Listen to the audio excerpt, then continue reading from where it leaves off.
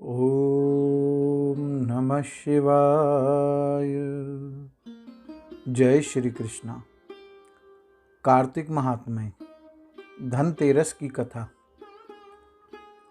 एक दिन भगवान विष्णु मृत्युलोक में विचरण करने के लिए लक्ष्मी सहित भूमंडल पर आए। कुछ देर बाद लक्ष्मी से बोले, मैं दक्षिण दिशा की ओर जा रहा हूँ, तुम उधर मत देखना। यह कह ज्यों ही भगवान ने राह पकड़ी, त्यों लक्ष्मी जी पीछे पीछे चल पड़ी। कुछ ही दूर पर सरसों का खेत दिखाई दिया। उसके बाद ऊख का खेत मिला।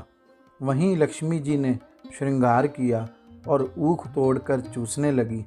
तत्क्षण भगवान लौट आए और यह देखकर लक्ष्मी जी पर क्रोधित हुए और श्राप दिया, जिस किसान का यह खेत है 12 वर्ष तक उसकी सेवा करो। ऐसा कहकर भगवान क्षीर सागर चले गए और लक्ष्मी ने किसान के यहाँ जाकर उसे धन धान्य से पूर्ण कर दिया। तत्पश्चात 12 वर्ष के बाद लक्ष्मी जी जाने के लिए तैयार हुई, किंतु किसान ने रोक लिया। भगवान जब किसान के यहाँ लक्ष्मी जी को बुलाने आए तो किसान ने लक्ष्मी को नहीं जाने दिया। तब भगवान बोले, तुम परिवार सहित गंगा जाकर स्नान करो और इन कौड़ियों को भी जल में छोड़ देना।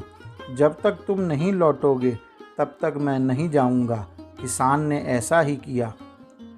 जैसे ही उसने गंगा में कौड़ियाँ डाली, वैसे ही गंगा में से 4 चतुर्भुज निकले और कौड़ियाँ लेकर चलने को उद्धत हुए। तब किसान ने ऐसा आश्चर्य देखा तो गंगा जी से पूछा कि ये 4 भुजाएं किसकी थी। गंगा जी ने बताया कि हे किसान, वे चारों हाथ मेरे ही थे। तूने जो कौड़ियाँ मुझे भेंट की हैं वे किसकी दी हुई हैं। किसान बोला, मेरे घर में 2 सज्जन आए हैं, उन्होंने ही दी हैं। गंगा जी बोली, तुम्हारे घर में जो स्त्री है वह लक्ष्मी है और पुरुष विष्णु भगवान हैं। तुम लक्ष्मी को ना जाने देना, नहीं तो पुनः उसी भांति निर्धन हो जाओगे। यह सुन जब वह घर लौटा तो भगवान से बोला कि मैं लक्ष्मी जी को नहीं जाने दूंगा। तब भगवान ने किसान को समझाया कि इनको मेरा श्राप था कि जो 12 वर्ष से तुम्हारी सेवा कर रही है। फिर लक्ष्मी जी चंचल होती है, इनको बड़े बड़े नहीं रोक सके। किसान ने हठ पूर्वक पुनः कहा, नहीं, मैं लक्ष्मी जी को अब नहीं जाने दूंगा। इस पर लक्ष्मी जी ने स्वयं कहा कि हे किसान, यदि तुम मुझे रोकना चाहते हो तो सुनो, कल तेरस है, तुम अपना घर स्वच्छ करो।